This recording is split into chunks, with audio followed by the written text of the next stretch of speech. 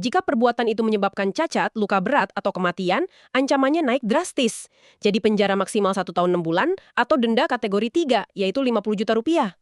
Subscribe Ringkas Viral dulu ya.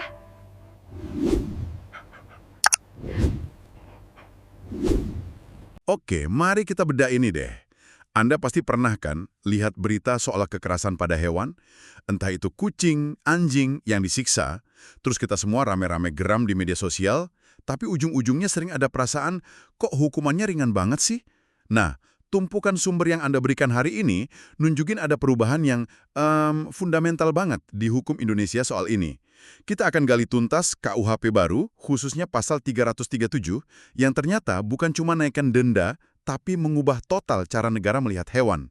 Betul sekali, ini bukan sekedar ganti angka ya, tapi ganti kacamata. Jadi misi kita hari ini adalah membedah revolusi senyap ini. Dulu hewan itu secara hukum dianggap setara dengan meja atau motor Anda, sebuah benda. Sekarang hukum mulai mengakui mereka sebagai makhluk hidup yang bisa merasakan sakit.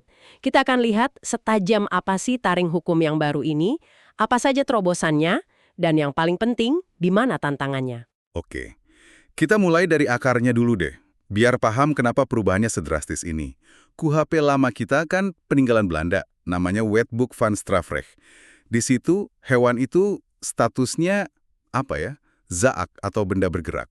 Saya baca di catatan Anda, dan ini yang bikin saya kaget. Jadi kalau dulu ada yang menyiksa anjing peliharaan Anda, hukum lebih melihatnya sebagai Perusakan properti? Betul. mirip kayak orang nyoret-nyoret pagar atau mecahin spion mobil gitu ya. Fokusnya ke kerugian ekonomi Anda sebagai pemilik, bukan penderitaan si anjingnya. Benar begitu? Yang, ya ampun, udah usang banget dari abad ke-19. Dan inilah yang dirombak total oleh UU Nomor 1 Tahun 2023 atau KUHP baru. Salah satu sumber Anda menyebut ini sebagai bentuk dekolonisasi hukum. Kita akhirnya lepas dari kerangka berpikir kolonial. Yang paling fundamental, negara kini secara resmi mengakui hewan sebagai makhluk sentien. Makhluk yang punya kesadaran dan bisa merasakan sakit, takut, dan stres. Jadi menyakiti hewan sekarang bukan lagi soal merusak properti, tapi sebuah pelanggaran terhadap nilai kemanusiaan. Jadi deliknya bukan lagi delik kerugian material, tapi soal perbuatan kejam itu sendiri. Tepat, urgensinya juga tinggi kan? Kita lihat sendiri maraknya kasus penyiksaan hewan demi konten media sosial atau sindikat perdagangan daging ilegal. Nah, di situ pasal 302 KUHP lama yang hukumannya maksimal 9 bulan penjara itu udah kayak macan ompong, pelaku nggak ada takutnya. KUHP baru ini mencoba menjawab keresahan itu. Nah, ini nih bagian yang menarik banget. Coba kita bongkar isi pasal 337 ayat 1 ini. Pertama, subjeknya setiap orang. Kedengarannya standar ya, tapi tunggu dulu. Kalau kita sambungkan dengan aturan pertanggungjawaban korporasi di KUHP baru, ini artinya yang bisa dijerat bukan cuma individu iseng kan? Berarti perusahaan besar juga bisa kena dong, misalnya peternakan industri yang kondisinya parah, atau sirkus yang latihannya kejam. Tepat sekali, ini jangkauannya jadi sangat luas. Kita nggak lagi cuma ngejar operator lapangan, tapi bisa menyasar otak di baliknya, yaitu korporasi. Lalu lihat juga perbuatan yang dilarang. Ada frasa kunci yang sangat progresif, merugikan kesehatannya. Ini kelihatannya sederhana, tapi dampaknya besar. Seorang pemilik yang nelantarin anjingnya, diikat di halaman tanpa makanan, sampai kurus kering, itu sudah masuk kategori ini. Dehidrasi, kelaparan, stres ekstrem, itu semua merugikan kesehatan. Ini menutup celah hukum yang dulu sering dipakai pelaku untuk berkelip. Dulu kan selama nggak ada luka terbuka, mereka merasa aman. Sekarang nggak bisa lagi. Masuk akal. Lalu ada juga unsur tanpa tujuan yang patut atau melampaui batas. Ini gimana bedainnya? Gini contohnya, kalau seseorang nyiksa kucing untuk kepuasan sadis lalu diunggah ke internet, itu jelas tanpa tujuan yang patut. Nggak ada pembenarannya sama sekali. Nah, kalau melampaui batas, ini lebih kompleks. Misalnya, seorang kusir delman melatih kudanya. Tujuannya patut, yaitu melatih. Tapi, kalau dia memukul kuda itu dengan cambuk secara berlebihan, sampai si kuda roboh dan cedera, nah, caranya itu sudah melampaui batas. Keduanya bisa dijerat. Oke. Jadi cakupannya detail sekali ya. Tapi saya lihat di catatan Anda ada satu lagi di huruf B yang disebut sebagai terobosan besar soal bestiality. Betul. Ini mungkin topik yang Nggak nyaman dibicarakan, tapi sangat penting dari sisi hukum. KUHP baru secara eksplisit mengkriminalisasi hubungan seksual dengan hewan. Ini menjawab kekosongan hukum yang sangat besar. Dulu, perbuatan ini sulit sekali dijerat. Kalau dilakukan di ruang privat, nggak ada yang lihat, pelakunya seringkali lolos. Sekarang, KUHP baru menegaskan satu hal fundamental. Hewan tidak bisa memberikan persetujuan atau konsen. Titik. Maka dari itu, tindakan ini adalah bentuk kekerasan dan penyiksaan seksual. Nggak ada lagi area abu-abu. Oke, jadi jelas ya perbuatannya diperluas. Sekarang kita masuk ke yang paling ditunggu-tunggu publik, hukuman. Ini kan yang paling sering jadi sumber kekesalan. Di KUHP lama, pasal 302, hukumannya kan kayak lelucon ya. Penjara maksimal 3 bulan, kalau hewannya sampai cacat atau mati, baru naik jadi 9 bulan. Dendanya, saya baca di teks aslinya, cuma Rp4.500. Rp4.500. Itu hari ini buat bayar parkir motor saja, kadang kurang kan? Memang betul. Walaupun ada penyesuaian dari Mahkamah Agung yang menaikkan nilai denda itu jadi sekitar 4,5 juta, tetap saja statusnya dianggap tipiring, tindak pidana ringan. Prosesnya cepat dan hukumannya nggak bikin jerah. Nah, sekarang coba kita bandingkan deh dengan KUHP baru di pasal 337. Ini lompatannya seberapa jauh? Jauh sekali. Untuk penganiayaan biasa, ancamannya sekarang penjara maksimal 1 tahun atau denda kategori 2, yaitu 10 juta rupiah. Dan ini bagian pentingnya, jika perbuatan itu menyebabkan cacat, luka berat, atau kematian, ancamannya naik drastis. Jadi penjara maksimal 1 tahun 6 bulan atau denda kategori 3, yaitu 50 juta rupiah. Tunggu, dari 9 bulan penjara jadi 1,5 tahun. Dan denda dari 4,5 juta jadi 50 juta rupiah. Itu bukan lagi lompatan, itu terbang namanya. Dan kenaikan ini bukan sekedar angka, implikasinya besar. Ancaman pidana di atas 1 tahun itu mengubah statusnya dari delik ringan menjadi kejahatan yang lebih serius. Ini ngasih legitimasi buat polisi untuk melakukan penyidikan yang lebih dalam, nggak bisa lagi dianggap kasus sepele. Denda sampai 50 juta rupiah itu juga bisa jadi instrumen untuk memiskinkan pelaku yang motifnya ekonomi, seperti sindikat jagal anjing. Sumber kita juga menyinggung soal alternatif hukuman ya. Ada kerja sosial di pasal 85. Jadi hakim bisa saja menghukum pelaku untuk, katakanlah, membersihkan kandang di penampungan hewan selama 3 bulan. Rasanya itu keadilan yang lebih puitis ya, lebih edukatif. Tentu tujuannya kan pemasyarakatan. Tapi ini membawa kita ke pertanyaan berikutnya.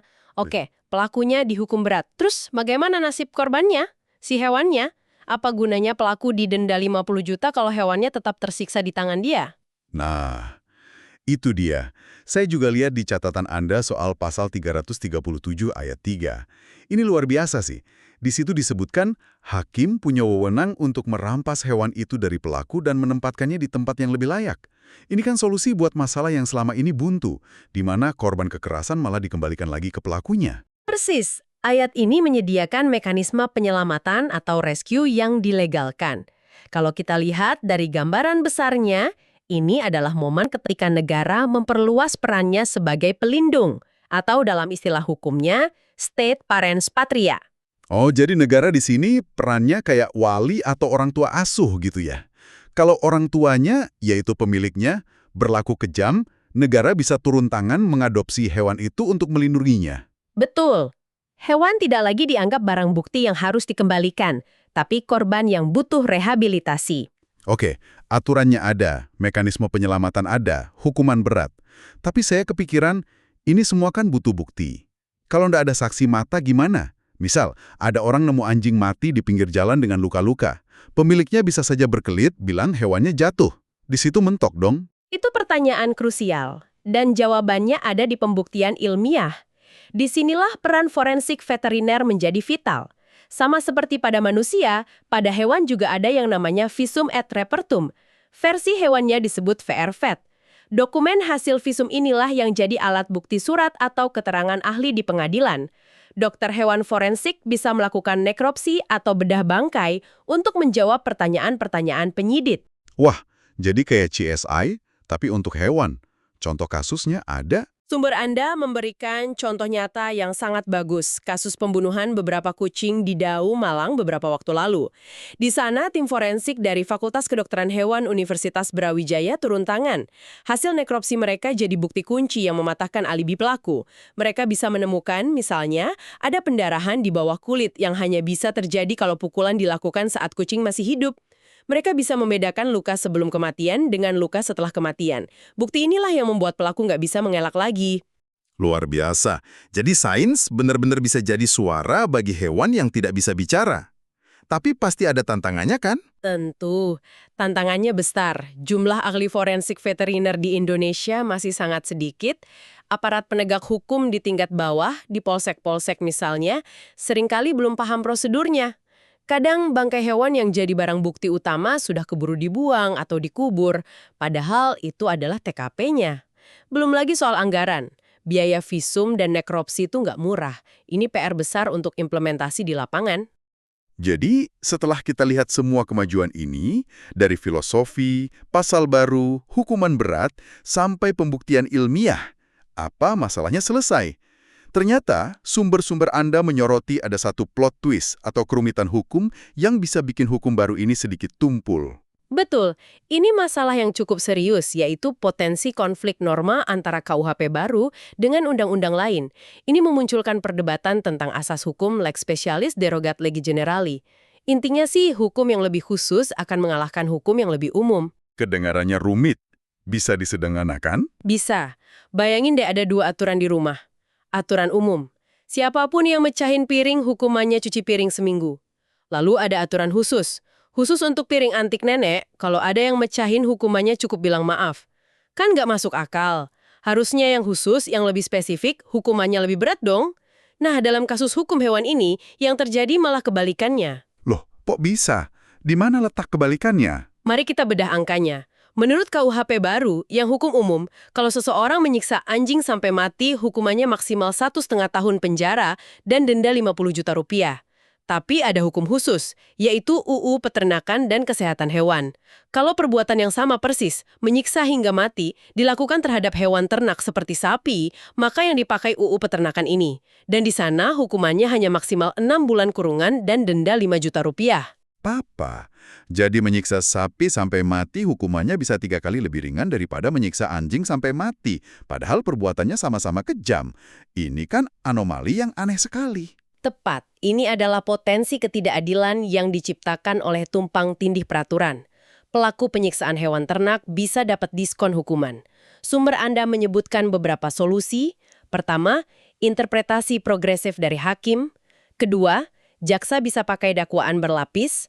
Tapi solusi paling fundamental adalah merevisi UU Peternakan itu sendiri, agar sanksinya selaras dengan semangat KUHP baru. Tanpa itu, anomali ini akan terus ada. JG, kita sudah melakukan perjalanan panjang hari ini. Kita melihat bagaimana pasal 337 ini adalah sebuah lompatan kuantum. Dari hewan sebagai benda menjadi makhluk bernyawa di mata hukum. Sanksinya diperberat secara dramatis, bahkan ada mekanisme penyelamatan.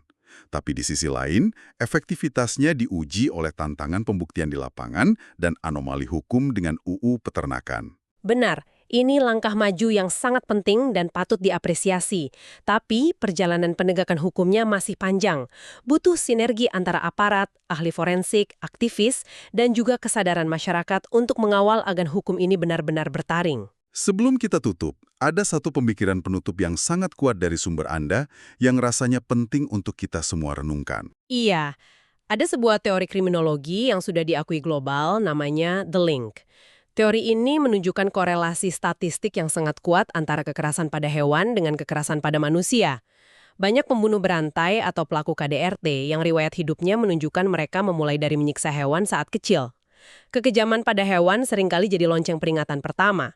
Selama ini, kita fokus membahas bagaimana hukum baru ini melindungi hewan, tapi coba kita renungkan dari sudut pandang lain. Dengan menindak tegas pelaku penyiksa hewan sejak dini, apakah kita sebenarnya juga sedang membangun sebuah sistem deteksi dini untuk mencegah kejahatan yang jauh lebih besar terhadap sesama manusia di masa depan? Jangan-jangan, melindungi yang lemah di antara kita, termasuk hewan, adalah cara terbaik untuk melindungi diri kita sendiri.